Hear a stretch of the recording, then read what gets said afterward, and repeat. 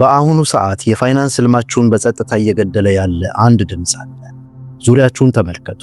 በቴሌግራም ቻናሎች፣ በቲክቶክ ላይቭ፣ በቤተሰብ ስብሰባዎች ሁሉም ስለ ገንዘብ ይጮሃል። አሁን ይሄን ሌተስት ስልክ ገዛ፣ ቢዝነሴ እያደገ ነው፣ በሚቀጥለው ዓመት ወደ ውጭ ሄዳለሁ። እነዚህ ድምጾች ጮክ ብለው የሚሰሙ ናቸው፣ ስኬት ይመስላሉ። ነገር ግን ቶኒ ሮቢንስ በአንሊሚትድ ፓወር መጽሐፍ ውስጥ ይህን ቅዠት ይሰብረዋል። ብዙዎቻችን የምንፈልገውን ማሳካት ያቃተን ዋነኛው ምክንያት ትኩረት ባለማድረጋችንና ኃይላችንን አንድ ላይ ማሰባሰብ ባለመቻላችን ነው ይለናል። ዛሬ በሀገራችን የምናየው እውነታ ይኸው ነው። ስለ ገንዘብ በከፍተኛ ድምፅ የሚያወሩት ብዙውን ጊዜ በዕዳ ውስጥ የተዘፈቁ ናቸው። የተከማቸ ብድራቸውን እየደበቁ ስለ ቅንጦት የሚለጥፉት፣ ስለ ትልቅ ኢንቨስትመንት እያወሩ በዋጋ ግሽበት የሚታገሉት ብዙ ናቸው። ብዙውን ጊዜ ጩኸት የሚያበዙት ትኩረትን ፈላጊዎች ናቸው። እውነተኛ ባለጸጎች ግን በዝምታ ድምፃቸውን አጥፍተው ይንቀሳቀሳሉ። እያንዳንዱን እቅዳችሁን እንዲሁም እያንዳንዱን ብራችሁን ማጋራት ካላቆማችሁ ዕጣ ፈንታችሁን አሳልፋችሁ ትሰጣላችሁ። እውነተኛ ኃይላችሁ የሚጀምረው ትርኢትን ትታችሁ ዝምታን ስትመርጡ ነው። ቶኒ ሮቢንስ እንዲህ ሲል ያስተምረናል። በሕይወት ውስጥ ሁለት አይነት ስቃዮች አሉ። የዲሲፕሊን ስቃይ ወይም የጸጸት ስቃይ። የዲሲፕሊን ስቃይ ክብደቱ ቀላል ሲሆን የጸጸት ግን ቶን ይመዝናል ይለናል። ይህንን አባባል በጥንቃቄ እንመልከተው። የዲሲፕሊን ስቃይ ወይም ፔን ኦፍ ዲሲፕሊን ሲል ምን ማለቱ ነው? ለምሳሌ በስሜታዊነት በጣም የፈለጋችሁትን አዲስ ስማርትፎን ወዲያውኑ ከመግዛት አይሆንም ብሎ መወሰን ሊሆን ይችላል።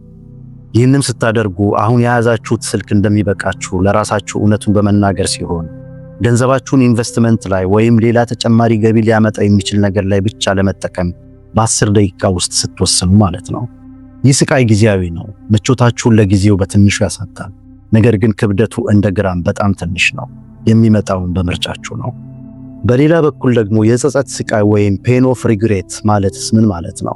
ከአንድ ዓመት በኋላ የገዛችሁት ስማርትፎን ዋጋውን አጥቶ እቅዳችሁ ግን ሳይሳካ ሲቀር ማየትና ምን ነው ባልገዛሁት ስትሉ ማለት ነው። ስልኩን ስትገዙት ያወጣችሁትን ገንዘብ ተጨማሪ ገቢ ሊያመጣ በሚችል ኢንቨስትመንት ላይ ብታውሉት ኖሮ አነሰም በዛም አሁን በሕይወታችሁ ላይ ሊያመጣ የሚችለውን ለውጥ በመገመት መጸጸት ማለት ነው። ይህኛው ስቃይ ዘላቂና ከባድ ነው። የሚመጣውን በግዴለሽነት በወሰናችሁት ውሳኔ ነው። እንዲሁም ክብደቱ እንደ ቶን ትልቅ ነው። ስለዚህም በየቀኑ ከፊታችሁ ምርጫ አለ። ቀላል ክብደቱን የዲሲፕሊን ስቃይ ለጊዜው መሸከም ወይም ቶን የሚመዝነውን የጸጸትን ስቃይ በዘላቂነት መሸከም። የማይሰበር ሀብት መገንባት የምትችሉት ዛሬ ምቾት የሌለውንና ቀላሉን የክብደት ስቃይ ለመቀበል ስትወስኑ ነው። የድህነት አስተሳሰብ ያላቸው ሰዎች ለመታየት ስለ ገንዘብ ብዙ ያወራሉ። በተቃራኒው የባለጸጋ አስተሳሰብ ያላቸው እውነተኛ ኃይል በግል ሕይወት ውስጥ ስለሚያድግ ዝም ይላሉ። ስለ አዲስ የጎን ቢዝነስ፣ ስለ ቁጠባ ዕቅድ ወይም ስለ ኢንቨስትመንት ሐሳብ ለጓደኞቻችሁ ብትነግሩ ምን ይፈጠራል? ሁሉም በራሳቸው እይታ በፍርሃታቸው ላይ የተመሰረተ ምክር ይሰጧቸዋል። ይህ ሐሳብ እዚህ አይሰራም፣ ተጠንቀቅ፣ የዋጋ ግሽበት ከፍተኛ ነው፣ ዋጋ በየቀኑ ሲጨምር ለምን ትቆጥባለህ እና የመሳሰሉትን በማለት ይመክሯቸዋል። እናም ወዲያውኑ ጥርጣሬ በጭንቅላታችሁ ውስጥ ይፈጠራል።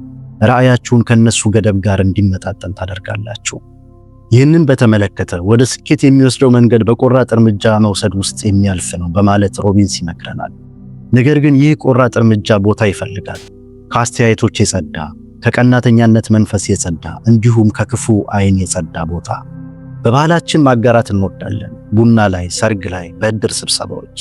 ነገር ግን የፋይናንስ የወደፊት ህይወታችሁ ከዚያ የተለየ ነው። እንደ ጥልቅ ጸሎታችሁ ጠብቁት። ዝምታ መደበቅ አይደለም፣ ስልት ነው። ቶኒ ሮቢንስ እውነተኛ ኃይል የሚመጣው የሚሰራውን ሰው በመከተል እንደሆነ ያሳየናል። እንዲህም ይለናል፣ ዝም ያሉ ባለጸጎች የ3ቱን ዓመታት ፕሮቶኮል ይከተላሉ። እናም እነዚህ ፕሮቶኮሎች ዲሲፕሊንን ወደ ዕጣ ፈንታችሁ የሚቀይሩ የዝምታ ቃል ኪዳን ናቸው። የመጀመሪያው ዓመት የመሰረት ዝምታ ወይም ፋውንዴሽን ይር ነው።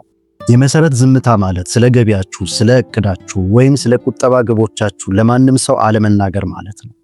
ለቅርብ ጓደኞቻችሁም ሆነ ለቤተሰባችሁ ማስረዳት አይጠበቅባችሁም። ምክንያቱም ይህ የፋይናንስ ጉዞ የእናንተ የራሳችሁ ብቻ ነው።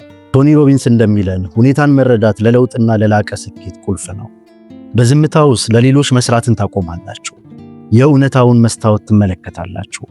የትኞቹ ወጪዎች ልማዶች እንጂ ፍላጎቶች አይደሉም የሚለውን ትለያላችሁ። ለማስደመም የምትገዙትን አዲስ ልብስ እንዲሁም እንዳስፈላጊነቱ የዕለት ማኪያቶ ወጪያችሁን ምንም ማብራሪያ ለማንም ሳትሰጡ ትቀንሳላችሁ። ማንም አይጠይቃችሁ፣ ማንም አያሳንሳችሁ። በዚህ ጸጥታ ውስጥ ገንዘባችሁ ለመጀመሪያ ጊዜ መታዘዝ ይጀምራል። የዋጋ ግሽበት ቁጠባን በአንድ ጀንበር በሚበላበት ሀገር ይህ የውስጥ ቁጥጥርና ጸጥታ ጋሻችሁ ይሆናል። ሁለተኛው ዓመት የእድገት ዝምታ ወይም ግሮዝ ሳይለንስ የሚባለው ነው። በዚህኛው ዓመት ገቢያችሁ ከዚህ በፊት ከነበረው በበለጠ ፍጥነት ይጨምራል። ነገር ግን እዚህ ጋር አንድ ወጥመድ አለ። የኑሮ ደረጃችሁን በፍጹም ከገቢያችሁ ጋር እንዲመጣጠን አታሳድጉ። ቶኒ ሮቢንስ ይህንን የረጅም ጊዜ ውጤት ለማግኘት ራሳችሁን መወሰን ይለዋል። ይህም በሕይወታችሁ ውስጥ ከምትወስዷቸው ውሳኔዎች ሁሉ የላቀው ነው። ተመሳሳይ መኪናችሁን ማሽከርከር እንዲሁም በተመሳሳይ ቤት ውስጥ መኖር ትችላላችሁ። ሁሉንም ተጨማሪ ብር ወደ ኮንዶ፣ የእርሻ መሬት፣ አክሲዮን ወይም ጸጥ ያለ ቢዝነስ አቅማችሁ በፈቀደው ላይ መልሳችሁ ኢንቨስት አድርጉ። ይህ በሚሊዮኖች የሚቆጠሩ ሰዎችን ወደ ኋላ የሚያስቀረው ላይፍ ስታይል ክሪፕ የሚባለውን በሽታ ይገድላል። ሌሎች በዋጋ ግሽበት ወቅት አዲስ ስልኮችን ሲያሳዩ፣ እናንተ ግን በተኛችሁበት የሚያድግ ሀብት ትገነባላችሁ። በመጨረሻም በሶስተኛው ዓመት የኃይል ዝምታ ወይም ፓወር ሳይለንስ የሚባለው ይመጣል። አሁን ለትልቅ እንቅስቃሴዎች ማለትም መሬት ለመግዛት፣ እውነተኛ ንግድ ለመጀመር ወይም ትልቅ ኢንቨስትመንት ለመፈጸም ዝግጁ ትሆናላችሁ። ነገር ግን በፍጹም ከደስታ ስሜት በመነጨ ሳይሆን ከተረጋጋ እርግጠኝነት መጀመር ይኖርባችኋል። ሮቢንስ እንዲህ በማለት ያስጠነቅቃል። ዕጣ ፈንታችሁ የሚወሰነው ወሳኝ በሆኑ ጊዜያት በምትወስኑት ውሳኔዎቻችሁ ነው ይለናል። ስሜቶቻችሁ ይህ ትክክለኛው ጊዜ ነው፣ አሁኑኑ ግዙ ብለው ይጮኻሉ። ነገር ግን ትክክለኛ ውሳኔ ትንሽ መጠበቅን ይፈልጋል። ከማንኛውም ትልቅ የፋይናንስ እርምጃ ወይም ውሳኔ በፊት የ24 ሰዓት የዝምታ ሕግን ተፈጻሚ አድርጉ። ስለ ዕቅዳችሁ ብዙ አታውሩ፣ በሶሻል ሚዲያ አትለጥፉ፣ ዝም ብላችሁ በተመስጦ አስቡ። እውነተኛ የሀብት ውሳኔዎች የሚወለዱት ከጸጥታ እንጂ ከስሜታዊነት ወይም ከቡድን ጫና አይደለም። ቶኒ ሮቢንስ የመጨረሻውን ቁልፍ ይሰጠናል። ያልተገደበ ኃይላችሁን እውን የማድረጊያው ሚስጥር የተሳካላቸው ሰዎችን ስልቶች መኮረጅና በቆራጥነት እርምጃ መውሰድ ነው ይለናል። ጫጫታ የበዛበት ዓለም ትኩረታችሁን፣ ዕቅዳችሁን እንዲሁም ጉልበታችሁን ይፈልጋል። ነገር ግን የወደፊት ሕይወታችሁ የእናንተ ብቻ ነው። ዝምታን ስትመርጡ ማንም ራሳችሁን እንድትጠራጠሩ አያደርጋችሁ። ማንም አይቀናባችሁ። ማንም የሀብታችሁን እድገት አይቆጣጠርም። በዚህ የኢኮኖሚያዊ ማዕበል ዘመን ማለትም በዋጋ ግሽበት፣ በገንዘብ አቅም መለዋወጦች ብዛት እና በምንም ነገር እርግጠኛ መሆን ከባድ በሆነበት ወቅት ዝምታ ድክመት አይደለም፣ ታላቅ ጥቅም አለው። ስለዚህ ጫጫታውን ዛሬውኑ ግደሉት። የፋይናንስ ሕይወታችሁን እንደ ምሽግ ጠብቁት። ገንዘባችሁ በስውር እያደገ እየተባዛ የሚገባውትን የገንዘብ ነፃነት እያዘጋጀ እንዲሄድ ፍቀዱለት። ሀብታችሁ ጭብጨባ አያስፈልገውም፣ ነገር ግን ዲሲፕሊን፣ ትኩረትና እናንተን ይፈልጋል። ቃል ኪዳኑን ዛሬውኑ ጀምሩ። ዝምታ ኃይል ነው እና ኃይላችሁ ገደብ የለሽ ነው። እስከ መጨረሻው ስለተከታተላችሁኝ አመሰግናለሁ።